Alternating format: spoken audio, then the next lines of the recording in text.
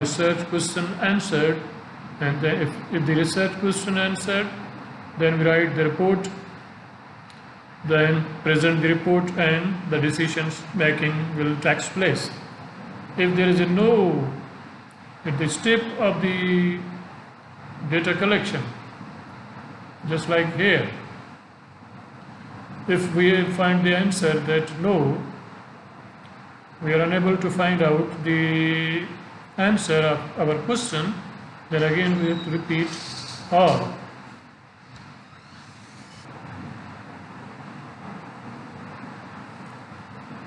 So, well, begin is half done, according to the Aristotle, that if you want to achieve the success, you have to start or begin in a proper manner. So that's why it's a key, deciding that your start is the correct one. It's very much important for your success, as this slide is suggesting.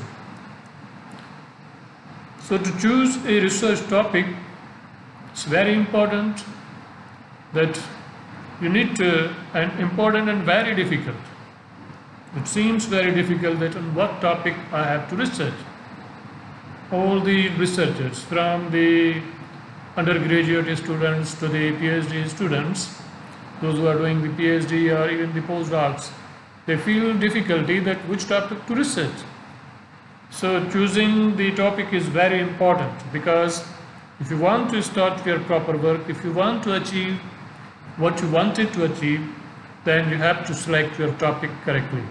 It's not simply writing the statement or line that this is your topic and you will start going to work on this one.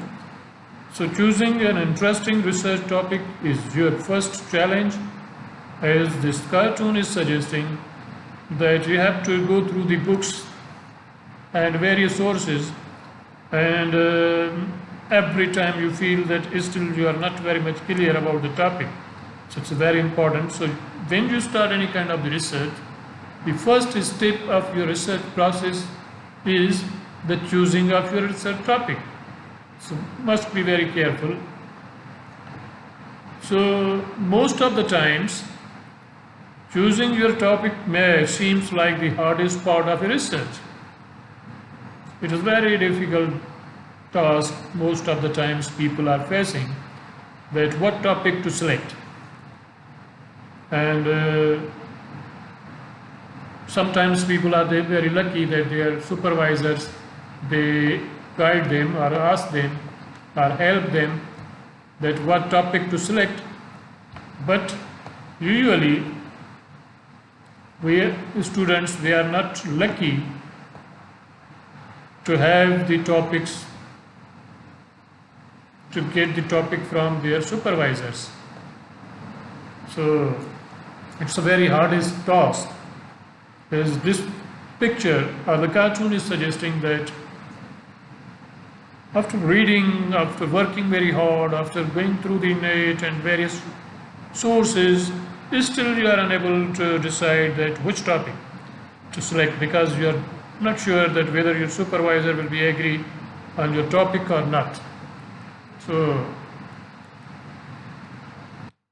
the observation, broad problem area, is the first step of the research process. That the research process begins when a researcher observes a problem, issue, opportunity, change, or a researcher select an area for research.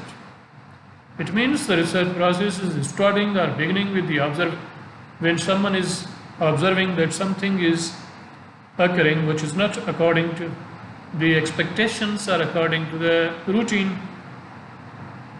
So, or when someone is sensing that there is an issue, that it needs to be resolved, or someone is sensing that there is an opportunity, like in the present times when we are facing the COVID, and on the one side the world is facing very serious issue that many businesses, they are near to collapse, but many new businesses, new ideas are emerging, like the online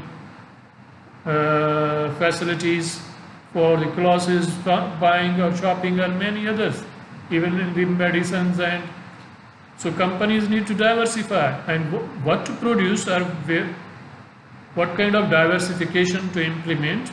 If someone is sensing that there is the opportunity, so one has to. It is also an observation, part of the observation, that someone is sensing or change, or a researchers, or someone is trying to change the pattern of the old practice. So what kind of the new pattern to adopt, or when the researcher select an area of research, suppose someone is interested to conduct the HRA in human resource research, it's a very wider area. You need to dip in, or you need to search detailed literature.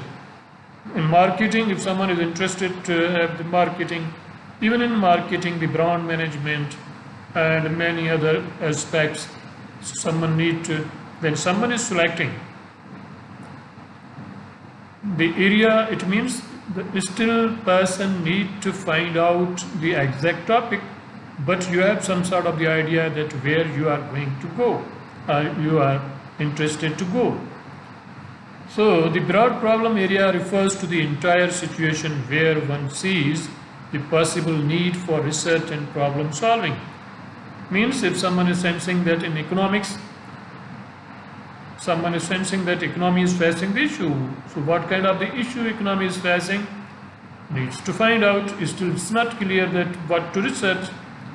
Or someone in marketing, in the management, in HR, in finance, someone is feeling that there is a need.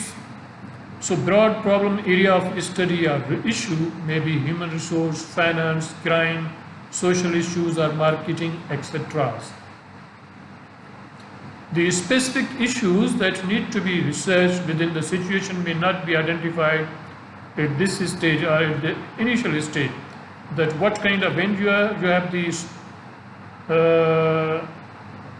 idea about the area of the research, it doesn't mean that you have now the topic and you have to start your research. It's very early to decide that on what topic you have to work on, but you have some sort of the idea. So in my case, when in 2001 I wanted to conduct the research on the multinationals, when I asked my supervisor, Dr. Akro, he said that don't conclude or don't jump to decide that this will be your topic. First you need to read the literature and then you will have the topic, proper topic. So and in my case, I haven't given the title of to my proposal until I have finished my research proposal. So at the end of the day, my title of the thesis of the PhD was the determinants of foreign direct investment. So it's very early to decide that what will be your topic, but you have decided your area. Then you have to focus on this one. Then such issues might pertain to problem current